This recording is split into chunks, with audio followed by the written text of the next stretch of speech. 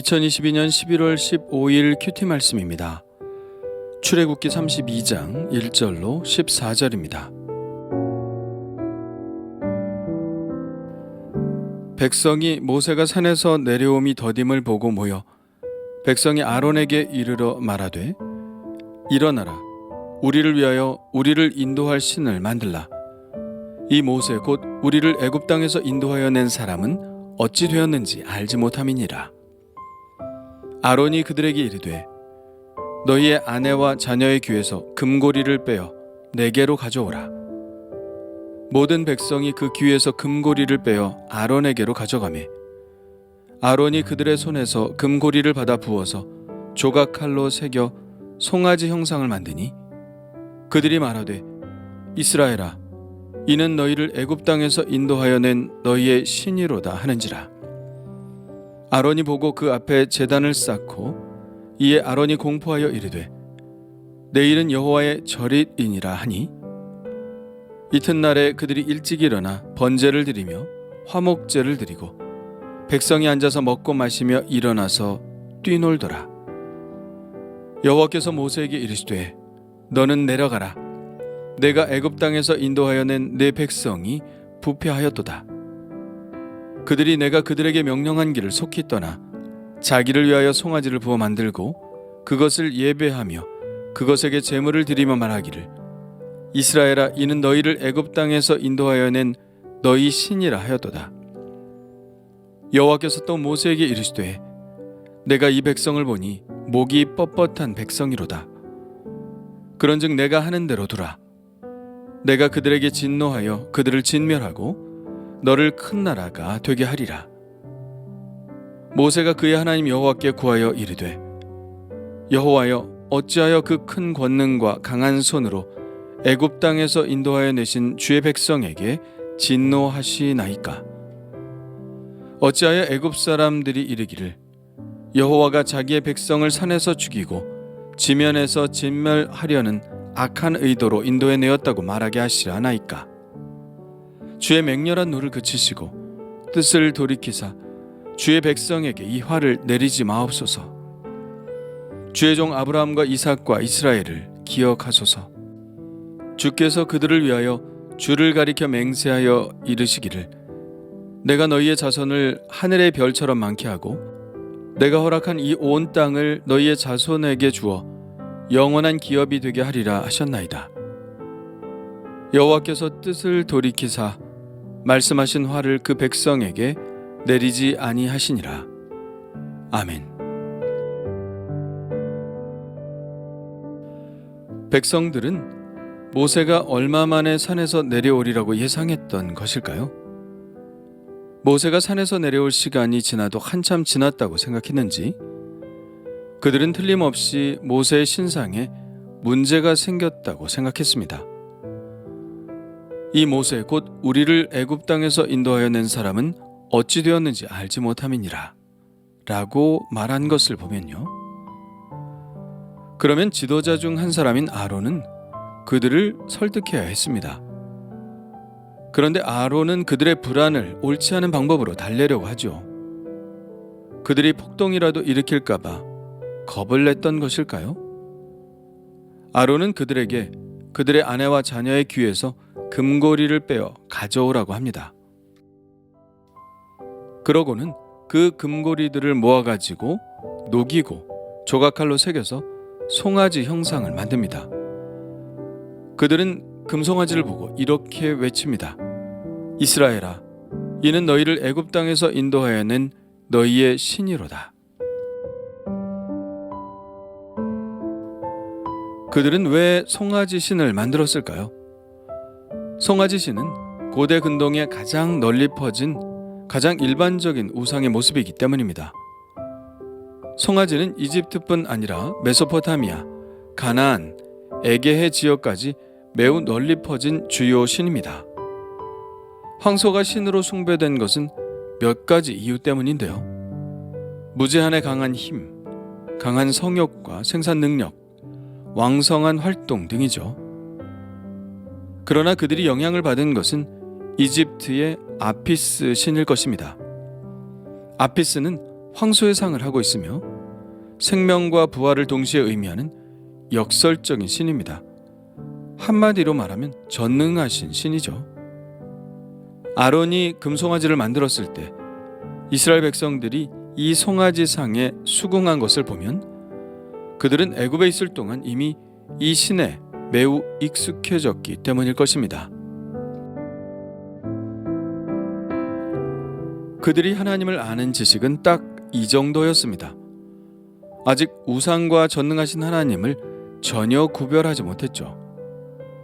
그들은 이 금송아지 상을 보고 자기들을 애굽 땅에서 인도하여 낸 신이라고 말하는 것을 보면 그들은 나름대로 그들이 경험한 하나님을 형상화한 것입니다. 그러나 이러한 그들의 행위는 하나님께서 가장 가증스러워하시는 행위였죠. 우상을 만들지 말라는 계명이 두 번째 계명으로 그들에게 주어졌는데 그들은 아무렇지도 않게 그 계명을 어기고 있는 것입니다. 아니, 어떻게 전능하신 하나님을 한낱 하나님께 제물로 바쳐질 송아지에 가둘 수 있다는 말인가요? 아론은 어떻게든 이 송아지 신상을 여호와 하나님과 매치시키려고 하는 시도를 합니다.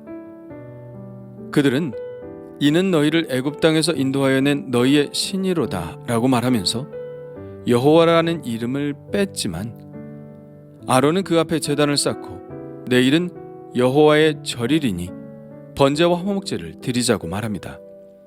여호와의 이름을 넣은 것이죠. 아론의 의도는 어떤 것인지 알만합니다. 비록 송아지 우상을 만들었지만 그들이 경배해야 할 대상은 여호와 하나님이라는 것을 말하고자 하는 것이겠죠. 그러나 그 송아지 우상이 결코 여호와 하나님이 될 수는 없습니다. 그것은 그들이 그 금송아지 앞에 제사를 지내고 한 행위를 보면 분명히 알 수 있죠. 그들은 앉아서 먹고 마시며 뛰놀았습니다. 여기서 뛰놀았다는 표현은 차하크라는 단어를 썼는데요. 이것은 육체적 활락을 가리키는 말입니다. 사실 송아지도 힘과 생식력을 상징하는 것으로 이미 그 안에 성적인 요소를 담고 있는 말이죠. 그들은 성적으로 타락한 행동을 한 것입니다.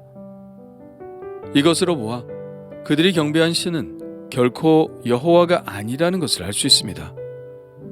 그 신을 위한 잔치가 성적 광란으로 이어진 것을 보면 아무리 아론이 그 송아지가 여호와라고 말을 했어도 그 신은 전혀 다른 우상임을 알 수 있습니다.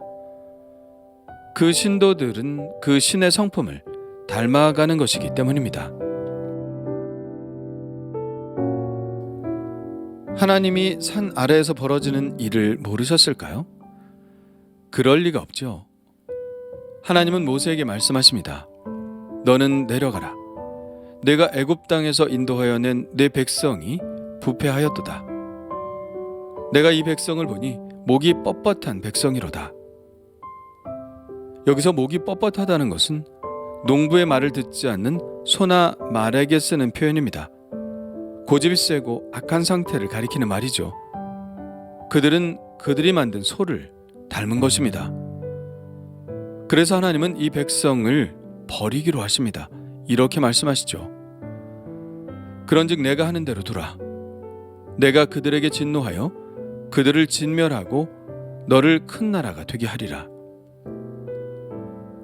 모세도 기가 막혔겠죠. 하나님께서 그동안 자기 백성들을 위해서 그렇게 많은 기적들로 그들을 돌보셨는데 시간이 조금 늦어진다는 이유로 조급하게 신을 갈아탔으니 모세가 보기에도 하나님께 얼마나 민망하고 부끄러운 마음이었을까요? 모세도 어쩌면 그렇게 하시는 것이 좋을 것 같다고 말하고 싶었을지 모릅니다. 하나님이 그들을 버리시고 대신 모세를 아브라함처럼 세우셔서 다시 시작하시겠다고 하는 말씀이니 어쩌면 잘 되었다고 생각할 수도 있었을 것입니다. 자기로서는 더 큰 명예를 지니게 될 기회를 갖게 되는 것이니까요. 그러나 모세는 그런 지도자가 아니었습니다. 그는 하나님께 순종하는 종이요 이스라엘을 사랑하는 지도자였기 때문에 그렇게 할 수는 없었습니다. 그는 하나님께 매달립니다. 하나님께서 주의 백성을 큰 권능과 강한 손으로 지금까지 인도하시지 않았습니까? 만일 그렇게 된다면 애굽 사람들이 뭐라고 하겠습니까? 자기 백성을 산에서 죽이고 지면에서 진멸하려고 데리고 나갔다고 하지 않겠습니까? 주여, 주의 맹렬한 노를 그치시고 뜻을 돌이키사 주의 백성에게 이 화를 내리지 마옵소서. 그리고 아브라함과 이삭과 야곱을 기억하시라고 말합니다. 그들에게 한 맹세, 즉 너희의 자손을 하늘의 별처럼 많게 하고 가나안 땅을 주어 영원한 기업으로 삼으시겠다는 그 맹세를 지켜달라고 말합니다. 우리는 필사적으로 하나님께 매달리는 모세의 모습을 능히 상상해 볼 수 있습니다. 하나님은 그런 필사적인 모세의 기도를 들으셨을까요? 예, 들으셨습니다. 14절입니다. 여호와께서 뜻을 돌이키사 말씀하신 화를 그 백성에게 내리지 아니하시니라. 아마도 성경에 나온 기도 중에 이 모세의 기도가 가장 위대한 기도가 아닐까 생각합니다. 누가 과연 기도로 하나님의 뜻을 돌이킬 수 있을까요? 과연 사람이 하나님의 뜻을 돌이킨다는 것이 가능할까요? 그럴 수 없습니다. 그러나 그럴 수 있는 경우도 있습니다. 그것은 기도하는 자의 간절함이 있을 경우 그럴 수 있습니다. 예수님께서 과부의 끈질긴 기도가 재판장의 마음을 바꾸었다고 말씀하신 적이 있는데요.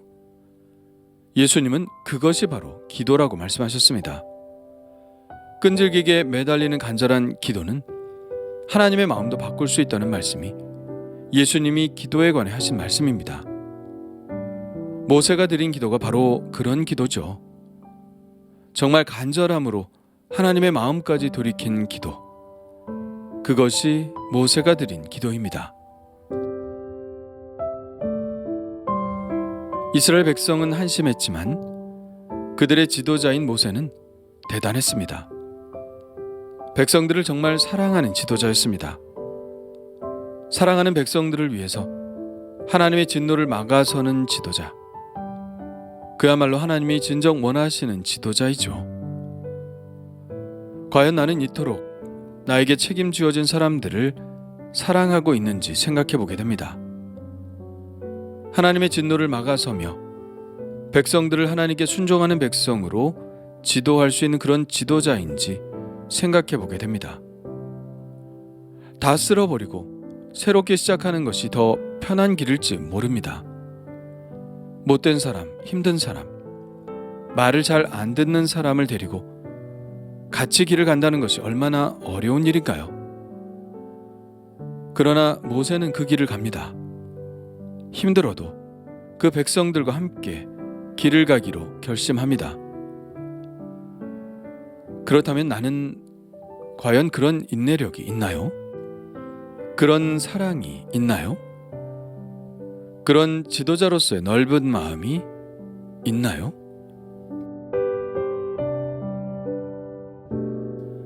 주님 감사합니다. 범죄한 이스라엘 백성들은 인내하지 못했지만 모세는 인내했습니다. 조급한 마음을 내려놓게 하시고 모세와 같은 인내력을 주옵소서. 어떤 사람이든지 자기가 섬기는 신의 성품을 따라가는 것 같습니다. 오직 하나님의 성품만 따라가는 사람이 되게 하여 주옵소서. 모세처럼 자기에게 주어진 영혼을 사랑하며 인내하는 지도자가 되게 하여 주옵소서. 예수님의 이름으로 기도합니다. 아멘.